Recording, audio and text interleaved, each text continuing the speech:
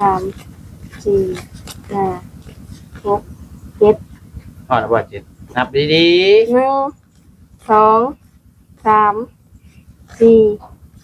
5 ๆนับขายอีก นับ อยากเสียไก่แย่งเงินได้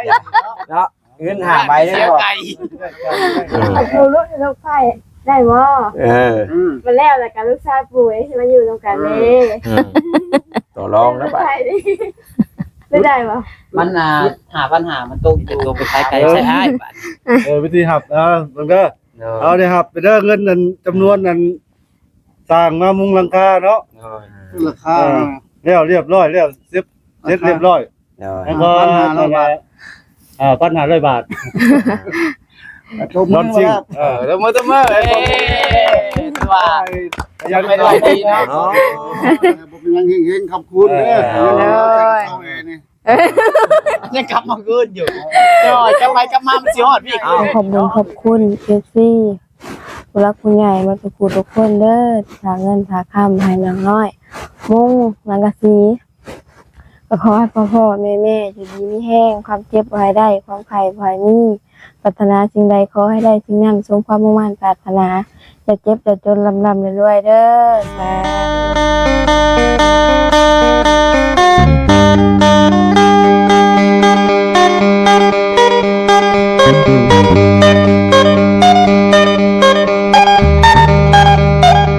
บาทนี่พี่น้องเนาะถือว่าสำเร็จบาทนี่เฒ่าแม่เพิ่นก็เลาะเก็บไม้ทอดไว้บาทนี่แม่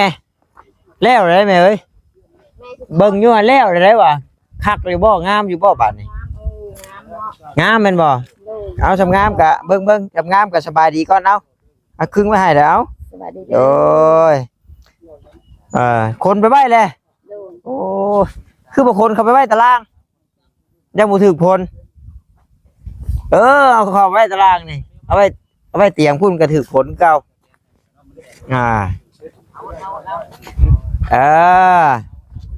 พุ่นเอาไว้ในกลางพุ่นเก็บทอนไว้ ตามตัวจริงมันต้องไปใช้เนาะ ป้าแล้วเลยคักแล้วบัดนี้ผลก็บ่ถึก เรียบร้อย ไม่เรือเก่าได้ใช้เบิดแล้ว เดี๋ยวต่อไปหันไปแล้วนี่ได้อันเฮ็ดไม้อันว่า เขาทำแต่เขาเอาเก็บมาใส่เบิด ไม้แบบไม้หยังมันแหละ ใช่เบิดวันเม็ด2 เม็ด แม่แล้วก็น้องปัดไส้ว่าปูนเรือชีสอบนั่น FC เพิ่นว่าถามว่าเรื่องปูนี่บ่ต้าบ่อยากแนะนำปานใดถ้าว่ามีงบของนุ่มของน้ำก็ถ้าเก็บไว้เฮ็ดของน้ำซะ มันก็กระเทินแล้วผู้ห้องเดียวเดียวก็ยังที่ชอบนี่มันตกพออยู่จะเป็นบางเลย สอบนะ เรือพี่น้องเนาะ ทั้งบางแล้วก็มันบ่เป็นอันแล้วคือเก่านะ เนี่ยใช่ ทีใหญ่มันก็ทีมันก็บ่วิดดิ มันบ่เป็นอันแล้วอะนะ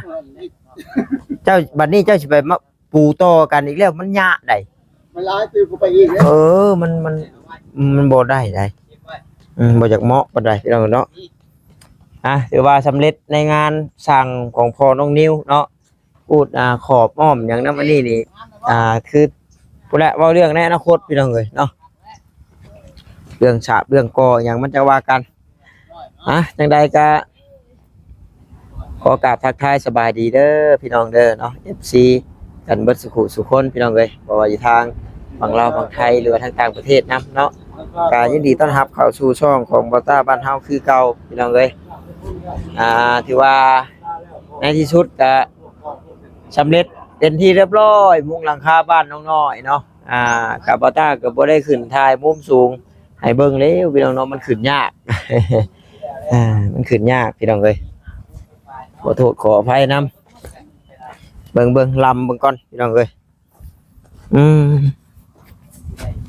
ลำเบิ่งก่อน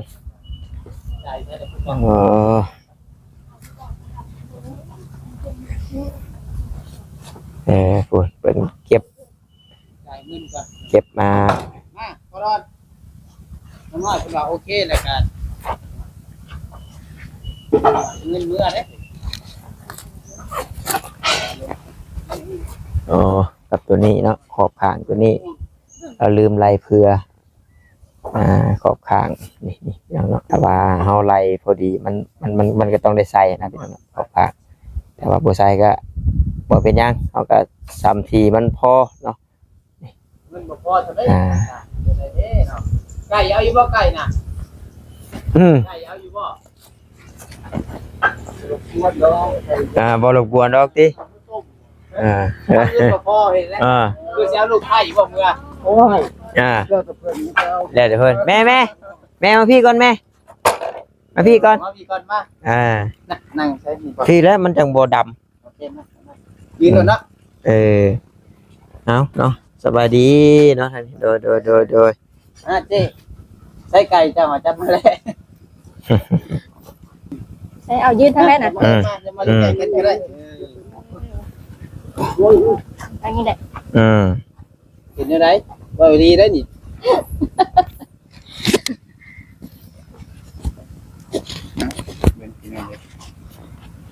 มีแต่แล้วก็ใช้น้อยใจค่าสร้าง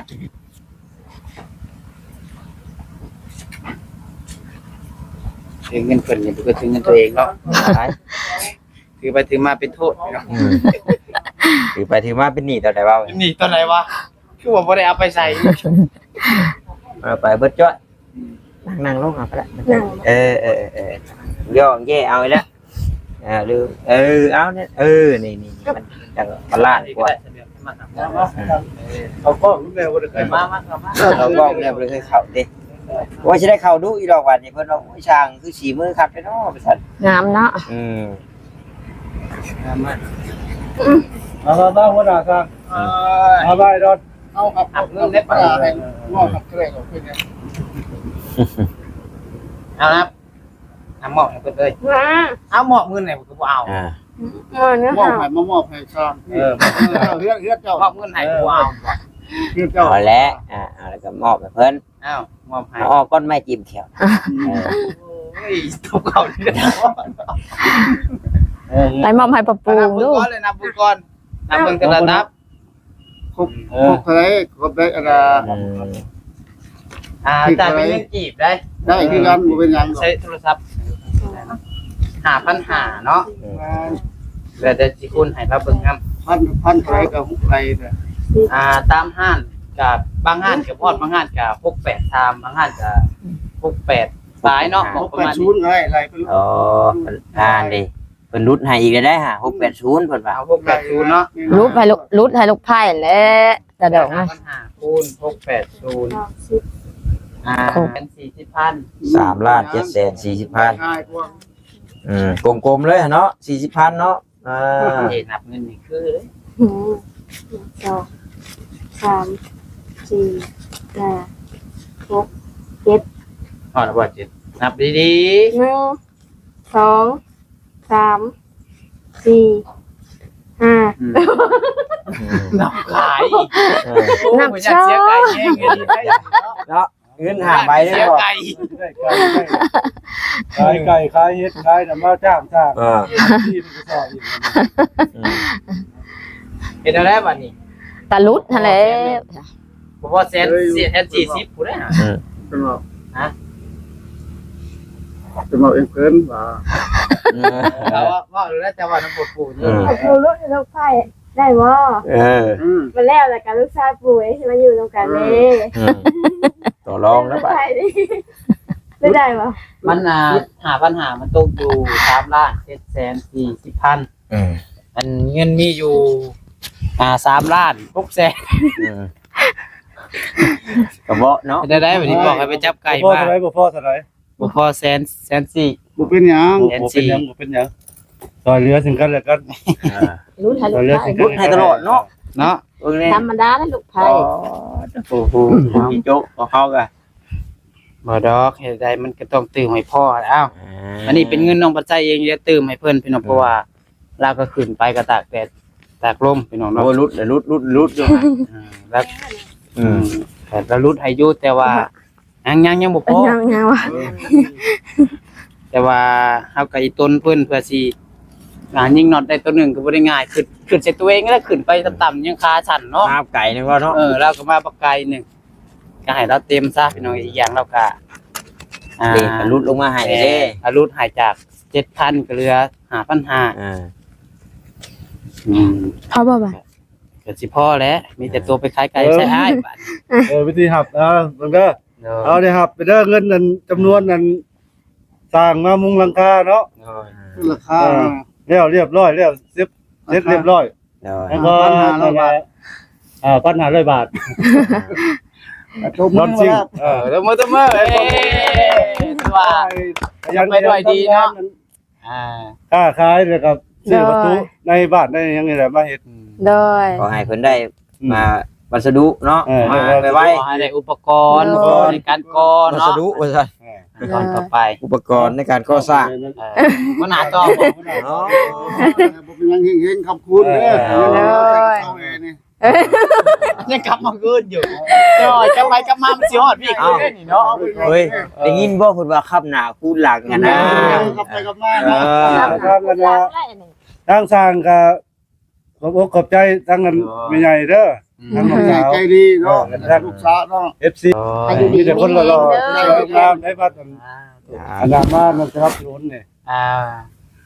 และพวกเฮาก็ขอบใจทั้งพ่อเนาะทั้งพ่อสร้างดอนแล้วก็พ่อสร้างวันเนาะที่มามุงให้ทั้งน้อยๆเพิ่น เจ้า เสียสละเวลามาก็ถือว่าจบไปด้วยดีสำหรับเพื่อนซันน้อยๆก็ได้พี่น้องเนาะ เพิ่นตกกับเขานอนได้ปัดให้คนอยู่นั่นอยู่เนี่ย แม่นเลย เขามันเอาเปลมาแขนเลย โดย แล้วซื้อเปมันนอนหินก็ได้แล้วบาด โดย นอนลิ้นนอนหัวนอนเฮ็ดเวียกเฮ็ดงานเลย ยามใหม่ยามหน้าคันว่ามันบ่ได้ก่อบ่ได้หยังกัดซื้อเปมานอน ไม่หอยแล้วแหละ เอาเตียงเขามาตั้งนี่ก็ไหว กินข้าวได้ อยู่แล้วครับ โดย ตะกี้ยังว่าย่านไปว่ายามฝนย่านมันบ่มีบ่อนมุงบ่มีบ่อนซ่นนะ โดย อันนี้คันว่าสิไปซ่นอยู่บ่อนเถียงเก่ามาก็เบิ่งนี่ก่อน โอ้ยได้ วันนี้จะมาสรุป สิพาไปมื้อใดอ อันว่าฝนฟ้าเนาะเอามีฝาหนึงมัดจองบินก็หลบฝน เอ ได้ อ แล้วบ่ยากดอกมันได้มุงเลยเด้คันว่าเฮาบ่ได้มุงผลย่านมันสิลงมาทั้งเทิง แม่น อันนี้ยังว่าพอได้ซ่นแล้วสำนี้จ้ะหักแล้วบ่เปียกแล้ว พอเตียงมานั่งมานอนอยู่นี่ไปแล้วแยกซองก็เอาผ้ามากั้นให้ดึงผ้า เอาเลย ผ้าเขียวดึงเอา เรียบร้อยเลยเนาะ โดยเอาขอบใจหลายเด้อพ่อเด้อ โอเคสัญญาณ โดย กินกับหน้าคุณหลัง โดยเราก็สิได้เดินทางคือกันนั่นแหละ ที่แล้วทำเล่นที่ได้กลับก่อนกับ โด ไป ย ได้ โดย โดย ครับคือกันนี่ก็ได้ไล่ลังกัน มัน เมื่ ล อง นี่ ให้เอาลงอยู่บ่คนใดก่อนนี่ลงไว้นี่เนาะ ถ้าเป็นไปได้ก็เอาลงช้ายันว่ามีผู้ดื้ออยากขึ้นอยากยัง ลามันได้แล้วอยากขึ้นไปมั่งค่าเลย โดยแม่ โอ้ยว่าบ่ได้ได้เอ่ย ครับยังว่า มันเหลือมันร้อนมากขึ้นนั้น มัน อ่า มันอยู่แคมป์ทาง ลูกกระไดลงได้ไถมากไถมากที่มากไถได้ บ่บ่บ้างก็ได้ แกเชือก แก้เสื้อตาลงไว้ เอาลูกมันกับพ่อแล้ว บ่มั่งดอก บ่บ้างทางมา บางทีเพิ่นอยากขึ้นไปเช็คจะขึ้นไปง่อยเพิ่น อย่าขึ้นไปเช็คไปง่อยเนาะ โดย หลายคนมา ประมาณอันนี้ À. เอาซะเนาะมีแต่ว่าทางนี้ทางนั้นเบิดเนาะหลังจากที่ว่ามุ่งแล้วหายทาง เป็นกรุ๊ปเป็นหยังกะ น้องน้อยขอบคุณทางผู้หลักผู้ใหญ่อีกเทื่อนึงเด้อ โดย ผู้หลักผู้ใหญ่ ได้ให้เข้าครับ เราผู้ใหญ่ทุกคนทุกท่านนั่นแหละทางเบาต้านี่ทางน้องกดไซนี่ทางเบานิ้วแล้วก็ทางเบาตูนพี่น้องเนาะ คือทางไอเตียงก็มีได้ แล้วทางไอเตียง เนาะ มีบ่ เห็นซีเพิ่นเม่นอยู่ FC เพิ่นโทรมาข่อย เอา โอ้แต่ว่ามีแต่ว่าเพิ่นยังก็ยังบ่ได้มามอบแล้วว่า ให้บานี้ เพราะว่าเฮาก็บ่เฮาว่าก็ยากเพราะว่า เพิ่นให้ได้ดิเพิ่นให้น้องน้อย ตกแต่ตอนนั้นพอหมอบให้บานี้แล้ว วันงบใหม่บ่ จักหมอบไง เพิ่นโทรมาข่อยว่าผู้ว่า ค่อยเห็นอยู่ในคอมเมนต์แต่ก็ เจ้าผักนะเอ้ยผู้คนผัก ย่านนั้นอ้ายเพิ่นยังบ่มีเวลามา โดย ได้ก็แล้วแต่ดอกพี่น้องเอ้ยเนาะ ว่าง่ายขอบคุณเบิดทุกคนทุกท่านนั่นแหละที่รับผู้ใหญ่ ขอขอบคุณเอฟซีผู้รักผู้ใหญ่มาทุกคนทุกคนเด้อหาเงินหาคำให้น้องน้อยมุงนังกะสีก็ขอให้พ่อแม่อยู่ดีมีแห้งความเจ็บบ่ให้ได้ความไข้บ่ให้มีปรารถนาสิ่งใดขอให้ได้สิ่งนั้นสมความมุ่งมั่นปรารถนาอย่าเจ็บอย่าจนลำรวยๆเด้อสาธุ เอาลองเบิ่งท่าแม่ดูบัดนี้ แม่บ่เป็น เป็นแล้ว เป็นบ่เป็นต้องได้เว้าได้เนาะเว้าขอบคุณเพิ่นซื่อๆก็สิบ่เป็นก็ แม่บ่เป็นนะลูก โอ้ยเพิ่นเว้าพญาให้เว้าเป็นเจ้าเก่งนึง สิได้ให้ได้ก็ว่าบ่เป็น อาหารกับลูกว่า เพิ่นมุ่งเงินให้จนนั้นแล้ว ลูกว่าตังลูกละลูกแล้วว่าตังแม่ เอาให้น้องน้อยพาเว้ารถเฮาน้องน้อยก็ว่าเป็นอยู่ เจ้าก็เว้าตามความรู้สึกเจ้าแหละเพิ่นเจ้าขอบใจ เอาเจ้าสมมุติว่าเฮาเอาเงินให้เจ้าจะเว้าได้ซะฮะ ครับสวัสดีครับ ว่า แต่ว่าตามจะเว้าได้หั่นแหละเว้าไปโลด แล้วครับ กินยองๆบ่ลงจักเทื่อเด้ โด อย ครบครับก็เพิ่น อะไรไหม เว้าไปโลดเว้าไปโลดว่าสำเร็จก็ได้สำนั้นแหละ พัฒนาสิ่งใดก็ขอให้ได้สิ่งนั้นเด้อขอให้สิ่งห่มโพห่มไห้ขอให้ลูกได้ตึงปัดที่ไปนี่แหละจ้า จ้า ครับเอาว่าบ่เป็นกะเฮ็ดเว้าเด้เนาะคุณ ครับขอบ เอ คุณ อซอยเงินจนเสียเป็นลังได้ยังว่าบ่เป็นอยู่ แม่บ่เป็น เป็นบ่เป็นก็สามารถเว้าได้ก็พอแล้ว เอาพี่น้องเอ้ยเนาะได้ก็ได้ก็แนวแหละเนาะก็มาฮอดจุดนี้นี่ก็บ่แม่นเรื่องง่ายเนาะรู้จักกันกับน้องน้อยมานี่ก็เป็นเวลา5เดือนปลายเกือบ6เดือนนี่ได้เนาะ โดย เดี๋ยวทางทีมงานทางยูทูบเบอร์เข้ามาช่วยเดือนนี่นะพี่น้องเอ้ย6เดือนนี่แล้ว ถามว่าช้าเพิ่นน้องน้อยคือว่าช้าแฮงพี่น้องเนาะ ใช่ คือเฮือนน้องแต่งจริง แต่น้องบ่ใส่ขึ้นไปเซโปนมาก่อนน่ะเฮ็ดตำลังพี่น้องเนาะแล้วก่อนนี่ นี่ไง เฮือนน้อยชาแล้วเฮือนอูน้องอีแฮง ยังบ่มีเลย ก็เฮือนนั่นก่อนประทา เอ้าจังได๋ก็จังได๋เนาะคือว่าค่อยเป็นค่อยไปนี่แหละได้ โดย คุณวัฒนาเฮาได้สำาใดก็เอาสำนั้นเนาะ โดย ใจก็หมายให้มันแล้วพุ่นแหละพี่น้องไม่คิดไปไว้เนาะเผือกมาซะ ถ้าแม่แล้วจังได้ขอบใจเรื่อยแล้วจังคล่องแน่คือแท้จริงนั้นอุ้ยถ้าแม่แล้วคนเว้าเป็นได้แต่เราตื่นเต้นเราแบบบ่ฮู้แบบสิเว้าใน เรียกว่านี่เก่งซะดิ โอ้ยเจ้าเว้ามาในแบบสิ่งที่เนี่ยเจ้าอยากเว้าอยากอวยพรเนี่ยเพิ่นเว้าโลดมันบ่ผิดดอก เป็น โอ้ยเป็นบัดเว้าต้อยกับบ่สร้างหั่นน่ะ โอ้ยน่ะพ่อสา อันนี้ เพื่อน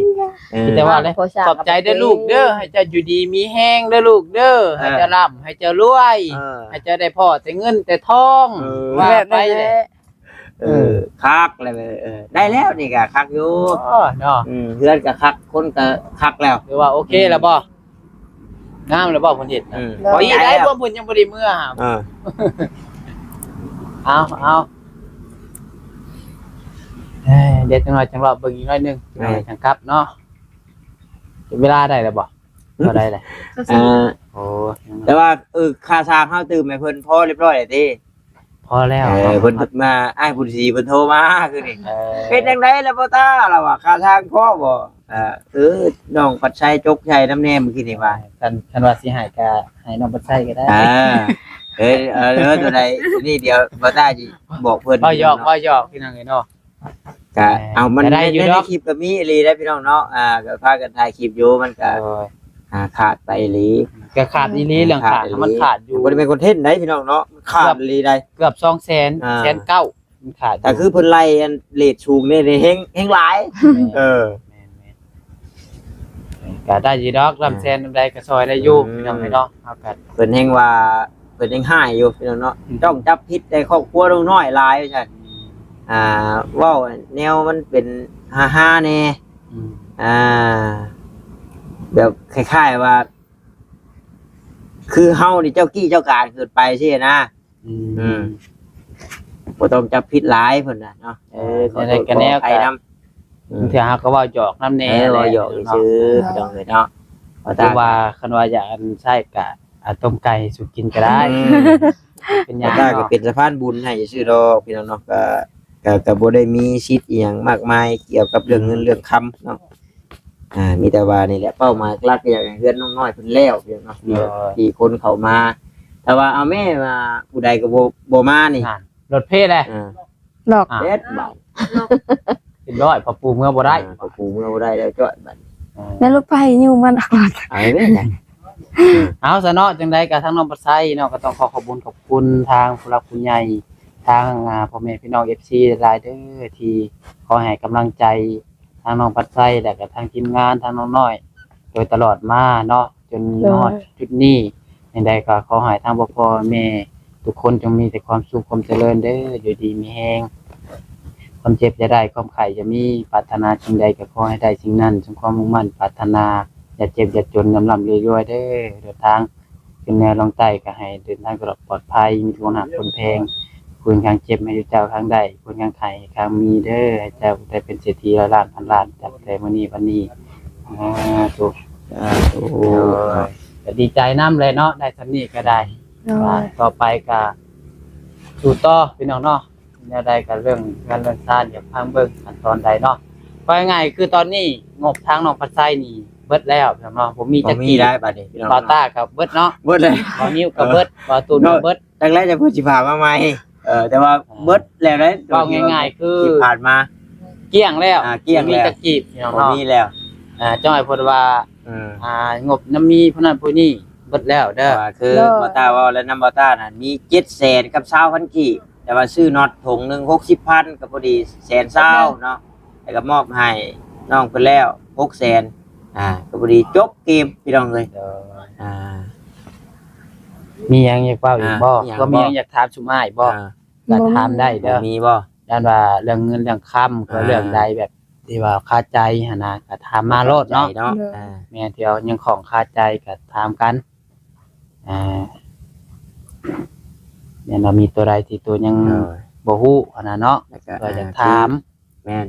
แล้วก็คืออันเรื่องไม้ชุล่าก็เก็บไว้ดีๆเด้อเพราะว่ามันบ่มีผู้มาขึ้นใช้ให้ดอกมันช่างเราแล้วก็อย่างแล้วก็คือเว้าแล้วปัญญามก่อนจังใช้ก็ได้หรือถ้าว่ามีเวลาพี่น้องเนาะถ้าบ่ได้เฮ็ดหยังรีบต้าก็ขึ้นใช้ให้ได้อยู่บ่ได้มื้อคืนนี้ก็จับขึ้น2คนก็ได้อยู่ครับ โดยเบิ่งจะไปเบิ่งรถผมนี่คนก่อนไปรถพี่เนี่ย เนาะ ไป โอ้มาดูจักว่ายังบ่อยากให้เมื่อจักยังมีหยังอยู่จักนี่โอ้เนาะยังมีห่วงหยังอยู่จักเคยนี่แม่เก็บอันไว้เอาเลยโลดแม่เอ้ยทำความสะอาดรถเจ้าหาขอหลอกบ่หรือว่าได้น่ะ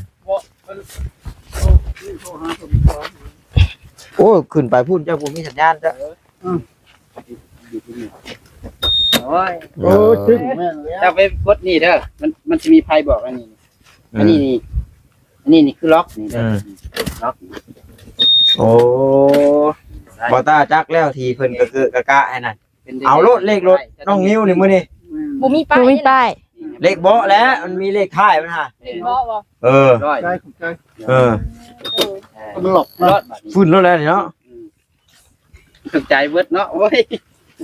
ถูกใจยัน เคยเป็นอยู่ได้ครับลงหั่นนะ เต็งดิมูดบางที มันลงได้บ่สูบขี่ ก็หยังขี่รถน้องแววตาจอดชื่อหันชื่อนี่ก็บ่ได้ปิดยันติดบ่เป็น ลงเนาะ บ่ได้ปิดกระแจได้ เอาในกระเดียบไปเดินทางปลอดภัยกลับคือกันแหละเฮากันเนาะ เด้อไป เด้อขอบใจหลายๆ เด้อเบิ่งรวมๆรถอย่าคือลูกน้อยครับเบิ่งไกลๆ พี่รักเอาหนึ่ง ยังบ่ว่าดอกเอ้ยมึงแน่น้อยน็อตอันนึงเพิ่นก็บ่ได้เอามือได้น้อยเอ้ย ได้คุบกิ๊บนะ เก็บไว้ดีๆเด้อเนาะ เลยบ่ กุ๊บกุ๊บก็สิให้เลยบ่น่ะ ให้เลยให้น้อย หาดเบิ่งแหน่มีแต่แนวให้ก็ให้ ให้เลย หาซิได้ให้ปู่นี่น่ะ ตะปูเล่มนึงแล้วกูไปเอาเนี่ย เบิ่งก็บ่ได้เอาจักดีเลยฮะ ปูแล้วก็ส่งเด้อ เด้อ เก็บไว้ดีๆเด้อเอ้ยจันนั่น เพราะจังหวะที่ถามพูดว่าน็อตเบิดบ่จ่อยผดมีได้คนมาถามเนาะ นี่อะไรนี่ น็อตเพิ่นซื้อมาให้เบิดบ่นางสังกะสีเรือบ่คือพ่อมี แล้ว เราส่งเบิดนี่เนาะ แต่มีคนถามก็บอกว่าเรือสิเด้อ เด้อ มันเรืออีหลี สังกะสีก็เรือ น็อตก็เรือตะปูก็เรือ แต่เงินบ่เรือแต่เงินบ่เรือ ไปมาไม่ให้มาโอเคพี่น้องเอ้ยไป มาบัดนี้อ้ายขอแต่ไม้แหละ ไม่บ่ เรียบร้อยดีใจด้วยนะเด้อพูดละพูดช่วยเก็บไม้เก็บตอกแล้วแม่พูดละแต่ว่าอยากให้มันแล้วมันแปลนไว้ก็ได้ ไม่ตัวใดนั่นน่ะเอาผมโลดเรา เบิดหน้าที่ของชุมอ้ายได้บัดนี่แล้วใดมันสิแปลนที่ยังเมียนมัดเอาเองได้บัดนี่เด้อ หักแล้วทำนี่ก็ได้น้องเอ้ยแรงกับสิเมื่อเวะน้ำชาโออิชิน้ำสร้างเพื่อนมาแรงเป็นได้เงินบวกไว้เนาะ ว่าหยอกเป็นดอกพี่น้องเนาะมายังแม่พวกกินละแย่งอยู่แล้ววะเนาะ แย่งอยู่บ่น้องเบลได้อยู่เนาะเอ้ยถ่ายรูปอ้ายเพิ่นแน่เรียบร้อยเนาะโธ่มีแต่ยังตีเท่าไม้เชล่านี่เวลาบัดเพิ่นกอจักสิให้เพิ่นตีจะให้น้องเพิ่นพอไม้มันเหลือตับหนึ่งกับ1แผ่นพี่น้องเนาะก็ถือว่ายังนี่อยู่โอ้ถ้าว่าบ่มีเวียกบ่มีงานหยังแล้วว่าหัวบันไดยังบ่มากบ่เพถ้าว่ามีโอกาสบ่ต้าก็ใช้ให้เป็นอยู่พี่น้องเนาะไม้เชล่านี่ใช้ให้เป็นอยู่แต่ว่าบ่พาหับปากซะบ่พาหับปากซะเบิ่งสถานการณ์มันก่อนพี่น้องเนาะบางทีเฮาได้ดำเนินต่อไปไว้ก็สร้างเพิ่นมาไว้ก็เพิ่นได้เฮ็ดไว้พี่น้องเอ้ยก็มีแต่ว่าทางผู้หลักผู้ใหญ่เนาะสมทบเรื่องหลังคาบ้านน้องน้อยทางบ่ต้าก็มีแม่รัดแล้วก็ทางอ้ายบุญศรีพี่น้องเนาะเพิ่นก็จังใดได้สมทบมาให้แล้วก็เมื่อกี้นี้ทางอ้ายแล้วก็ถามมาอยู่เรื่องสร้างเรื่องหยังเพราะว่าเพิ่นเห็นลงในคลิปว่ามันบ่พอสินะพี่น้องเนาะแต่ว่าพอแล้วพี่น้องเนาะน้องใช้จกตื่มจะให้ปีปลายมันพี่น้องเอ้ยว่าโอ้ทางนั้นจังได๋บาดปันกันแล้วบ่เอาบาดนี่เฮ้ยพุ่นหมู่กันบ่หรือว่าจังได๋น่ะลืมถามซะแล้วน่ะเพิ่นน่ะเชี่ยวบ่เห็นเพิ่นมักเว้าหยอกกันมนงแมงอยู่เด้อพี่น้องเอ้ย มีแต่ว่าจังใดก็ขอขอบมุกขอบใจเนาะพ่อแม่พี่น้อง FC เปิดสุขคนหลักๆกับทางอ้ายบุญศรีแล้วก็ทางแม่รัดเพิ่นเนาะที่เพิ่นให้บ่ตาเป็นสะพานบุญให้ขอบมุกขอบใจที่ไว้เนื้อเชื่อใจเนาะทางบ่ตาเป็นสะพานบุญให้ก็ขอขอบมุกขอบใจอยู่ดีมีแฮงเด้อเนาะทางอ้ายทางแม่ขอให้เจ้าอยู่ดีมีแฮงร่ำๆรวยๆเนาะสุขกายสบายใจเดินทางไปมาทางใดก็ขอให้ตลอดปลอดภัยคุณพระคุณเจ้าคุ้มครองไปทางใต้ทางเหนือก็ขอให้มีศัตรูมาเบียดเนาะกิจการงานอันใดก็ขอให้ราบรื่นไปด้วยดีสาธุเนาะขอให้ชีวิตของเพื่อนเฮงๆปังๆเนาะขึ้นไปเมื่อหน้าก็ได้สดสวยกับผู้ที่ว่าลำบากตกทุกข์ได้ยากพี่น้องเนาะแล้วก็ขอบมุกขอบใจที่ติดตามผลงานแต่ต้นจนจบพี่น้องเนาะหากว่าคำว่าคำจาใดว่าบ่มวนนหูว่าผิดพลาดประการใดก็ขอโทษขออภัยนำคืออย่างเช่นนี่แหละในมิ่นที่เพิ่นมิ่นมานี่แหละพี่น้องเนาะบ่ตากับบ่ฮู้ว่าโอ้ยเนาะไปเว้าผิดใจเพิ่นตัวใดเนาะว่าซั่นแคปไว้อยู่พี่น้องเนาะนี่พี่น้องเนาะอย่าจ้องจับผิดแต่ครอบครัวน้องน้อยว่าซั่นพูดจาสร้างสรรค์หน่อยอย่าลืมว่าตัวเองเป็นแค่สะพานบุญให้เท่านั้นว่าซั่นเนาะเอาบ่ตาก็บ่ได้เคยว่าเงินบ่ตาเด้อพี่น้องเนาะทุกกีบทุกบาทก็คือเงินผู้หลักผู้ใหญ่เพิ่นพี่น้องเนาะที่เว้าไปเฮ็ดไปก็เพื่อจะให้มีสีสันในคลิปพี่น้องเนาะบางคนเพิ่นบางคนเพิ่นก็บ่เข้าใจถ้าเฮาบ่เว้าบ่ว่าหยังเลยบางทีก็น้องเพิ่นก็ฮู้เท่าถึงการก็มีบางทีเฮาบอกไปบัดเป็นอันผิดซ้ำสินะก็ขอโทษขออภัยนำแต่ก็เฮาก็บ่แม่นว่าสิเว้าถูกทุกชิ้นทุกอย่างดอกนี่แหละเนาะก็ได้พ่อแม่พี่น้อง FC คอยติเตือนคิดว่าตัวใดมันดีตัวใดมันแม่นก็บอกกันไปพี่น้องเนาะโอเคพี่น้องประมาณนี้เนาะก็ดีใจน้อยๆเพิ่นเด้อพี่น้องเลยสำเร็จแล้วพี่น้องเนาะสบายดีพี่น้องบ๊ายบาย